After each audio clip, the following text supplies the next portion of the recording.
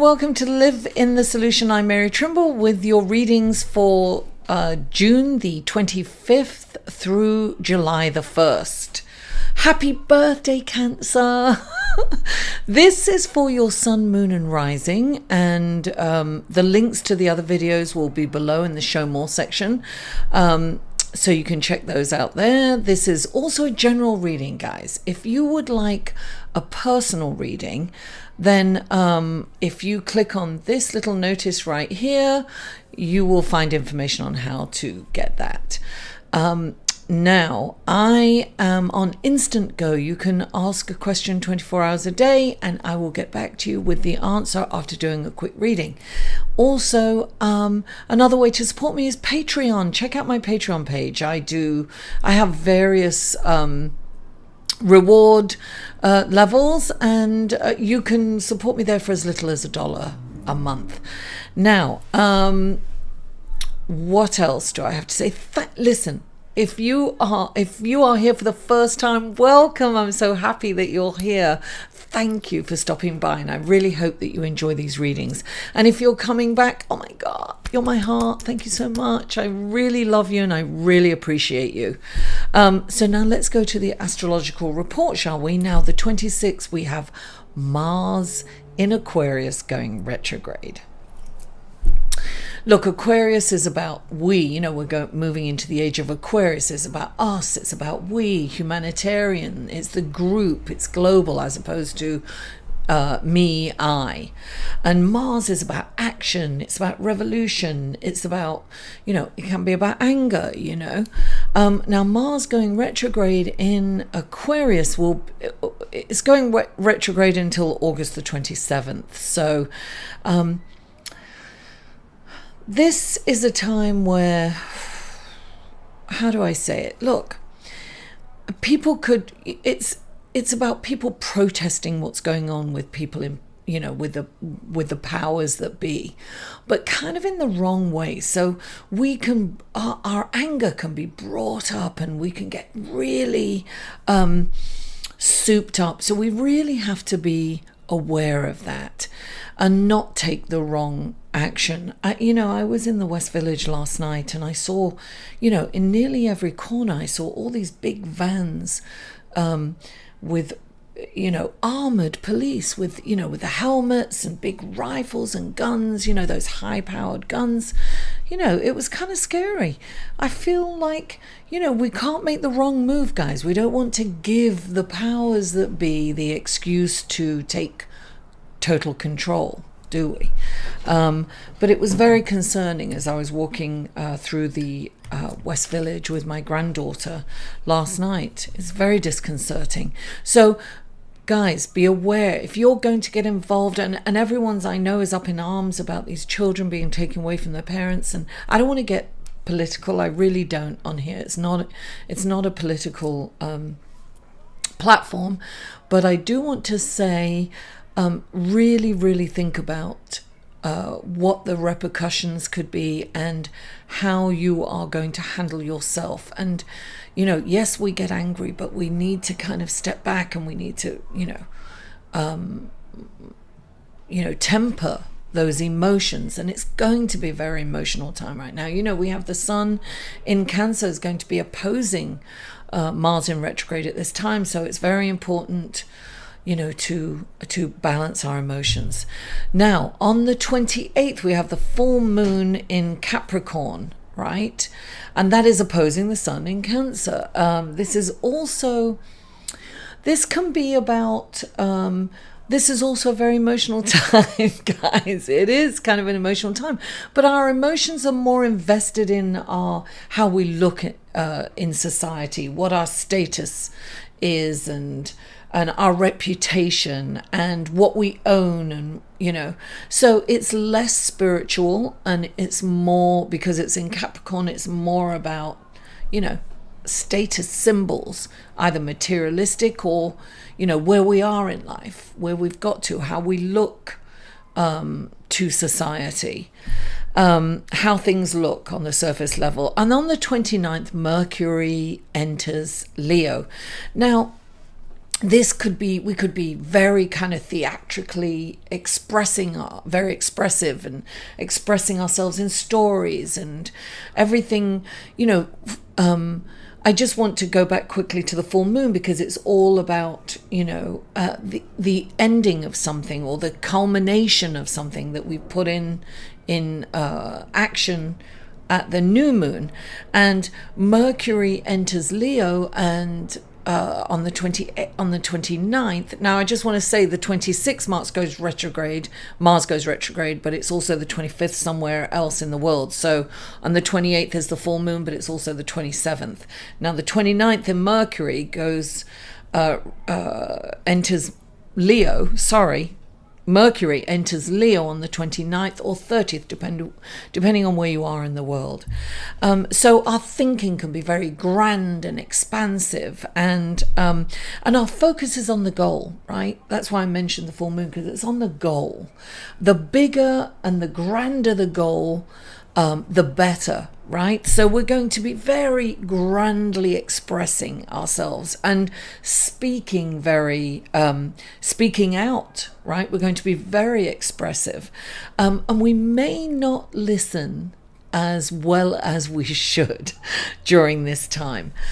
So listen, that is all I have for the astrological report. So let's go to the reading, shall we? Hello, Scorpio, and welcome to your reading for June the 25th through July the 1st. And the first card out for you is the Queen of Wands. She's fire. She's confidence. She does everything. She's the great mother, the great wife, the great hostess. She's got her career and her home life. She's very, very busy, and she's very gregarious, and she's very social.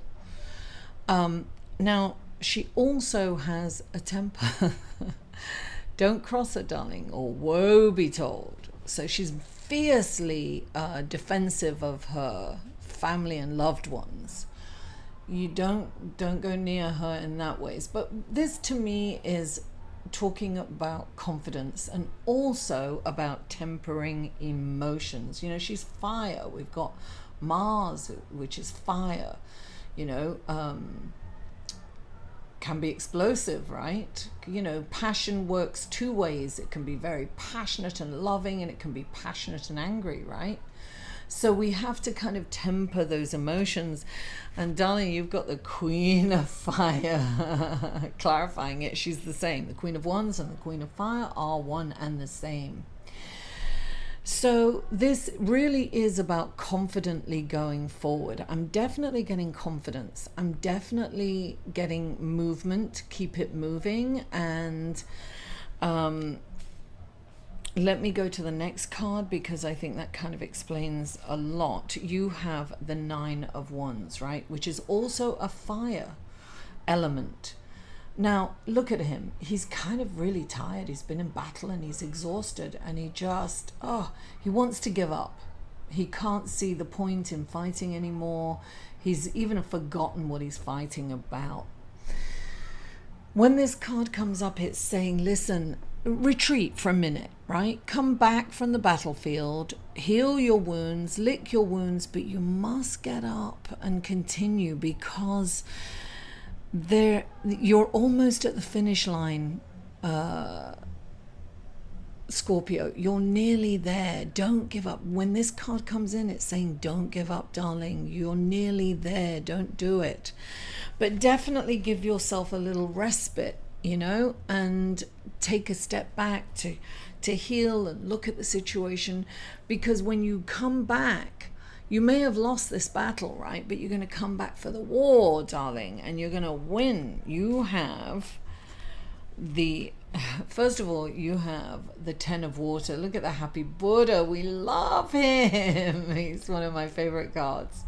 He's so happy. This is emotionally fulfilled and contented, happy family life. He is just happy. There's no other word for it, right?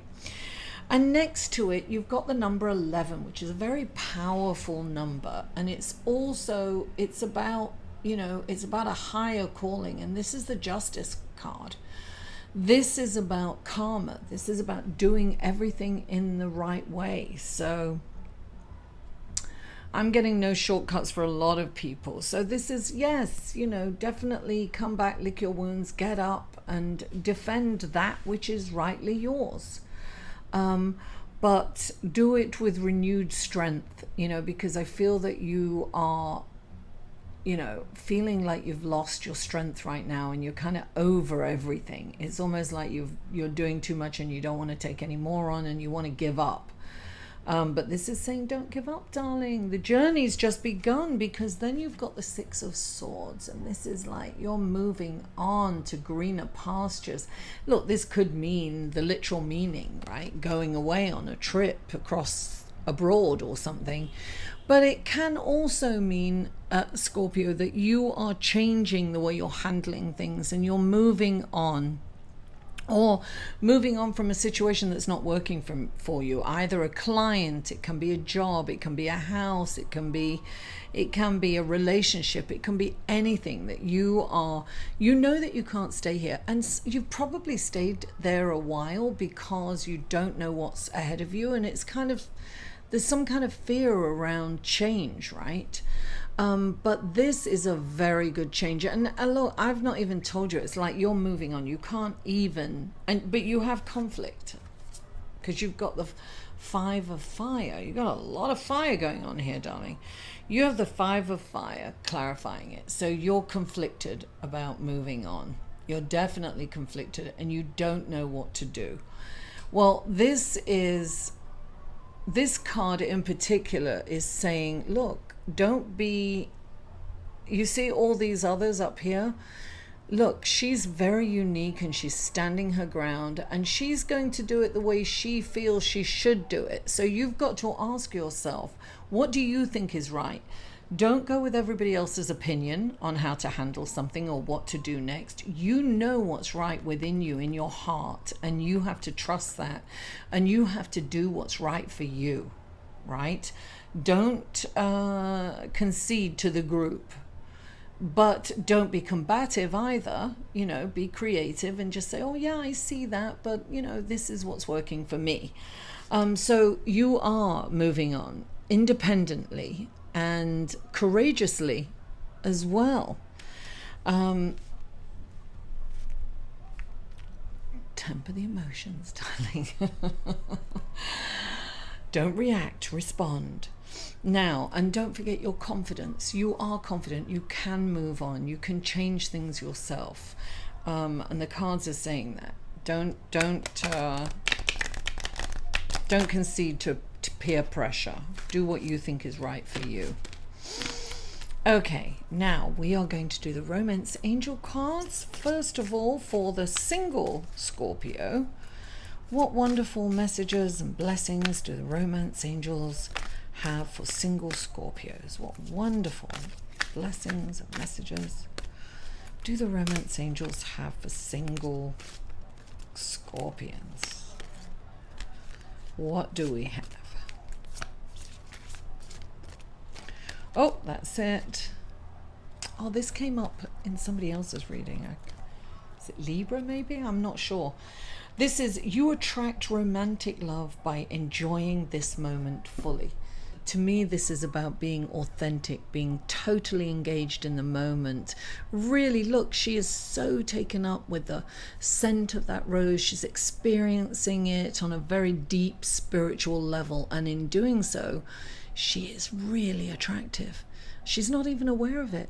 She has no knowledge of it, but when that's how you attract people, by being you, by being engaged in the moment, by being authentic and true and honest. Now let's pull a card for partnered Scorpions. Let's see what we have. What wonderful blessings and messages do the Romance Angels have for partnered Scorpios? What wonderful messages, blessings do the Romance Angels have for partnered Scorpios? Let's Oh, there it is. Chemistry. There is a strong magnetic attraction here.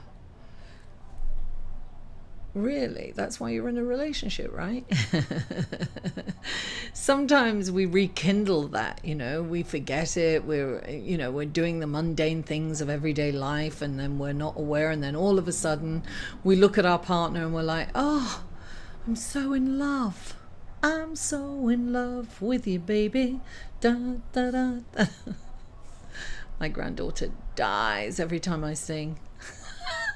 Scorpio, thank you so much for tuning in. Listen, I really love you and appreciate you. Please don't forget to like this video, share it on your social media, comment, I read every comment, and subscribe if you haven't already. Mwah! I love you all, and I'll see you next week. For a personal reading, please go to www.liveinthesolution.com.